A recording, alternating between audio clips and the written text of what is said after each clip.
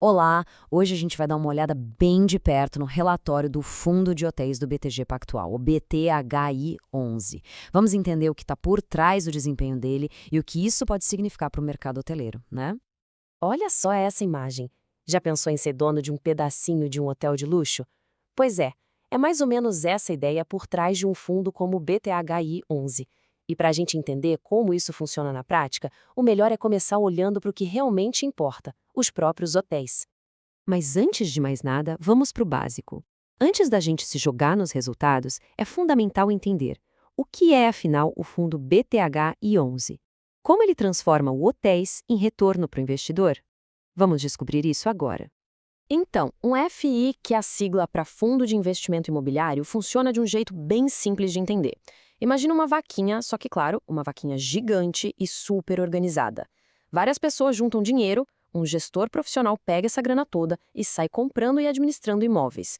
No caso específico do BTHI11, esses imóveis são hotéis, e o aluguel que os hóspedes pagam vira o rendimento que vai para quem investiu. E o que o BTH-11 tem de especial? Bom, o foco dele é em hotéis operados por aquelas marcas gigantes, internacionais, sabe? O que já dá um selo de qualidade. E a estratégia deles foi bem interessante. Eles começaram lá no Sul e depois foram direto para o coração do mercado brasileiro, que é São Paulo. Hoje, o fundo já tem mais de 1.600 investidores e um valor de mercado que, olha, está chegando perto dos 400 milhões de reais. Beleza, já entendemos a estrutura do fundo. Mas a pergunta que não quer calar é: essa estratégia toda deu resultado? Funcionou? Bom, agora a gente vai para os números, a parte que realmente mostra o desempenho do fundo e, claro, quanto ele entregou de verdade para o investidor. E o primeiro número que já chama atenção é esse aí, 11%. Esse foi o dividend yield de mercado em 2025. Traduzindo isso de um jeito bem simples, para cada R$ 100 que alguém investiu no preço da cota naquele ano, voltaram R$ 11 em forma de rendimentos. É um retorno bem expressivo. E isso não é só um percentual bonito no papel, não. Se a gente olhar para o dinheiro que efetivamente foi distribuído aos cotistas, o valor por cota subiu 21% em relação ao ano anterior. Esse salto é um sinal claro, né? Mostra que os hotéis não só estavam mais cheios, mas também conseguiram cobrar diárias mais altas. E no fim do dia, isso se traduz em mais grana sendo distribuída. Agora, um bom retorno, sozinho, não conta a história toda. O legal mesmo é colocar ele em perspectiva, comparar. Esse gráfico aí mostra justamente isso. A linha azul é o BTHI11 e as outras são outros indicadores importantes do mercado. Vamos ver essa comparação em números para ficar mais claro? Aqui na tabela a gente vê tudo preto no branco. O fundo rendeu 10,3%. Isso é ótimo, porque superou a inflação, o IPCA, com folga. Ou seja, o investimento gerou ganho de poder de compra. Só que, por outro lado, o rendimento ficou um pouco abaixo do CDI, que é basicamente a nossa taxa de juros, e também do IFIX, que é o índice que mede a média dos fundos imobiliários. O que isso pode indicar? Talvez que outros tipos de imóveis, como galpões logísticos ou shoppings, tiveram um ano ainda mais forte em 2025. Mas por que esses números? Para entender a história por trás desse resultado, a gente precisa olhar com uma lupa para o último trimestre do ano. E ele não foi nada linear, sabe? Foi quase como uma minissérie com 3 capítulos bem diferentes. Um capítulo de euforia total, um de calmaria e um de retomada. Novembro foi o capítulo da adrenalina pura. Pensa só em São Paulo naquele mês. Um monte de empresa fazendo evento de fim de ano. E para completar, a Fórmula 1, que trouxe uma multidão, mais de 300 mil pessoas. Para os hotéis, acontece simples: quartos lotados e diárias lá em cima. Aí veio dezembro, um mês de duas caras. A primeira quinzena ainda teve aquela agitação de eventos corporativos, mas depois da metade do mês, a cidade esvazia.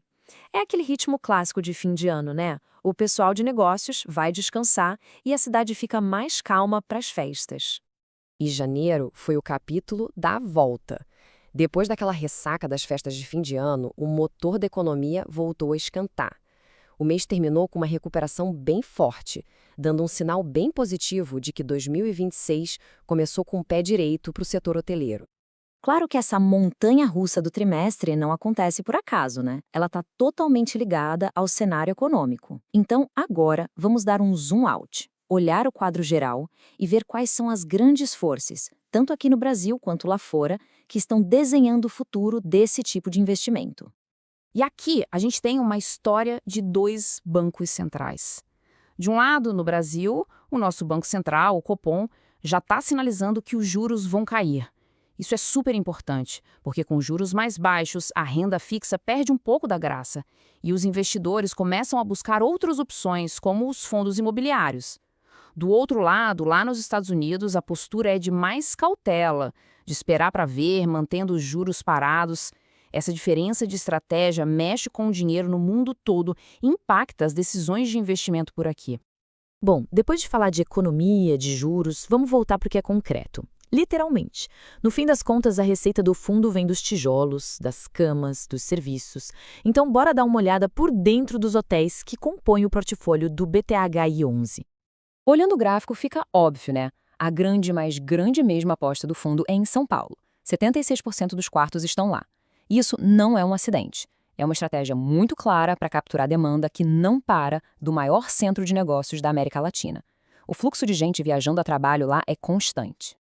E essa imagem aqui é ótima para mostrar a diversidade que existe dentro dessa estratégia.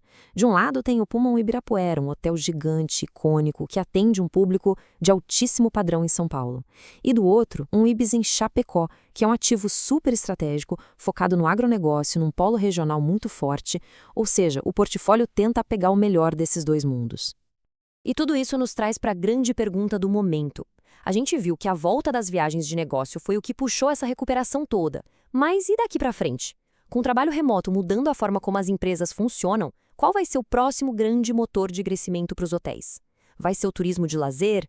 Grandes eventos? Um modelo novo, híbrido? O futuro do setor está totalmente amarrado na resposta para essa pergunta.